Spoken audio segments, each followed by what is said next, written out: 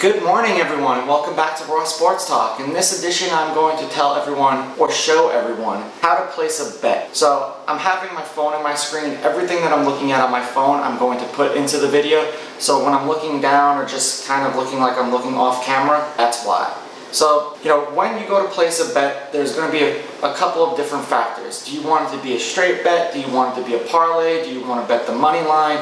Do you want to bet the over and under? Or do you want to bet the point spread? So now, to some people, it's sort of like I'm speaking French right now. So, for an example, we're going to use this. The Houston Texans open up their season against the reigning Super Bowl champions in the Kansas City Chiefs. So as of right now, Houston Texans money line are plus 385. The Kansas City Chiefs are minus 575. So that's for the money line. So what that means right there is that if you bet the Houston Texans and you bet $100, for every $100 that you bet on the Houston Texans just for them to win the game, you win $385, which is a pretty good deal if they actually beat the Chiefs. So now for the Chiefs money line. The Chiefs are minus 575. So what that means is you have to lay out $575 to win $100. There's going to be a lot of games like this season for the Chiefs. I don't see very many games where they're going to be the underdog. So in order for you to make any real kind of money, if you wanted to bet the Chiefs,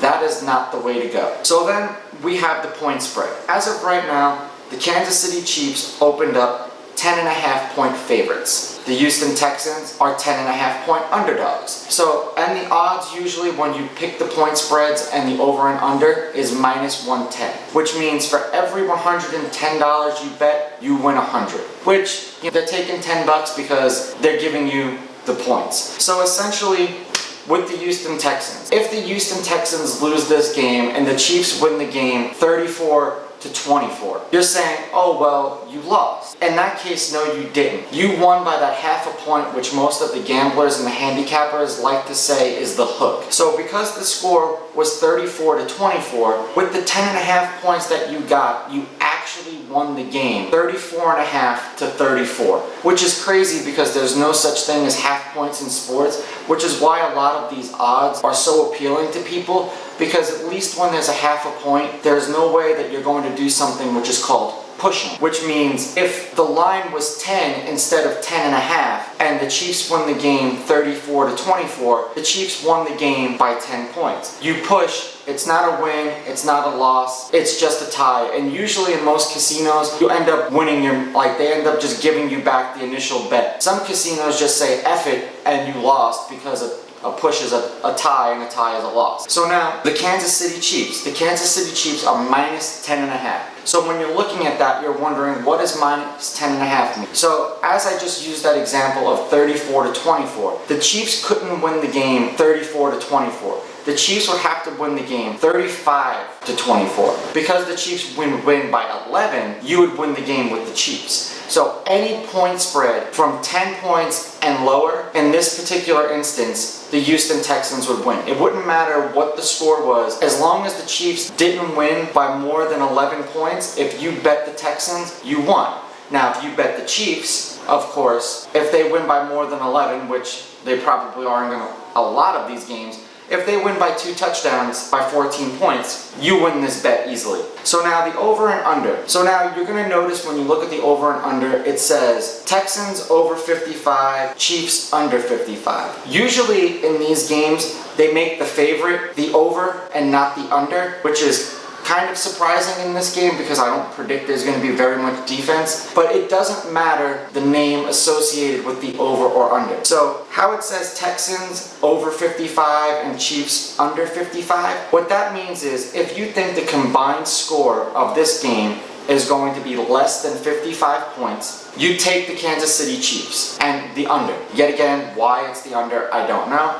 And if you like both of these teams to combine score more than 55 points, you take the Texans. So in the example that I just gave you, 34-24, that's over because 34 and 24 is 58. The over-under is 55. So if you bet the Texans and the over, of course it's over 55 points because it's 58, you would win. If you bet the Kansas City Chiefs and the under and they score 58 points, obviously you lose. So in this game, they're kind of telling you that they're projecting that it's going to be like a 28, 27, 30, 25, which is like an odd football score type of game, which I don't foresee being the case, but that's what it is. With these betting spreads, there's also an option where you could bet multiple things on one game, which is called a parlay. You could we'll start small with a 2-team parlay. So if you liked the Houston Texans plus the 10.5 and the Houston Texans over 55. So now you take those two bets, both of those bets are minus 110. So now when you put them in a parlay, that means that they're taking the odds of one game, one part of the bet that you won and rolling it over. If you bet the Houston Texans plus 10.5 points, either way, if you bet the Texans at 10.5 or you lay the 10.5 with the Chiefs, the payout for this particular game will be the same because the odds are both minus 110, which is something easy to explain. So with the Texans being plus 10.5, or if you even bet the Chiefs at minus 10.5, either way that you bet this over-under or the teams with the point spreads, because both of the lines are minus 110, the payouts will be the same. So betting those two games, instead of betting $100, $110 on the Chiefs or the Texans to win $100, if you bet them in the parlay with the Texans plus 10.5 and the Texans over 55, that $110 bet, now it's the same $110 that you would have bet, wins you $396. So some people are saying, well, why wouldn't I just bet the over, or why wouldn't I just bet the under? With something like this, instead of you betting $220 to win 200, which your grand total would be $420, here you're betting $110 to win $286. So you're betting less money to win more money. Now, if you change these odds around a little bit, if you use the hypothetical where some people are like, I don't want to bet the points, I want to bet the money line, I think that these teams are going to win. So if you bet the Texans at plus 385, and either way, if you bet the over or under, because the over or under is the same at minus 110, if you bet the Texans to win instead of taking the points, now, instead of winning $286 on a bet, that same $110 with the Texans plus 385 and the Texans over 55 wins you $1,018.50. So if you minus your original 110, you're looking at $989.50. So that would be very appealing, or $889.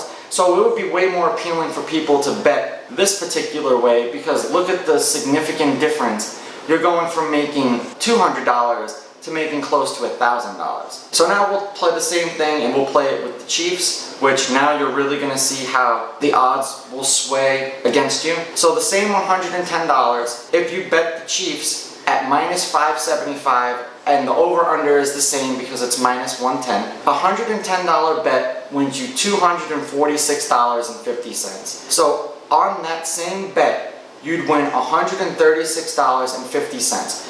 And that would mean that the Chiefs would have to win the game and the total score would have to be over 55 points. So this is why a lot of people get in trouble when it comes to gambling, because they'll see the appealing odds with the Texans where it's like, I think that the Texans are going to win this game. They're plus 385. I think that there's going to be more than 55 points scored in the game. And they're absolutely right, but there are more than 55 points scored in the game, but the Chiefs win instead. So, do you take the little bit of money that you're going to get and be happy with it, or do you try to be greedy and maximize your money? This was just a short little tidbit into sports betting. If you have any further questions, let me know in the comments below. Don't forget to like and subscribe. I'll catch you guys in the next episode. I'm out. Ooh, baby, I like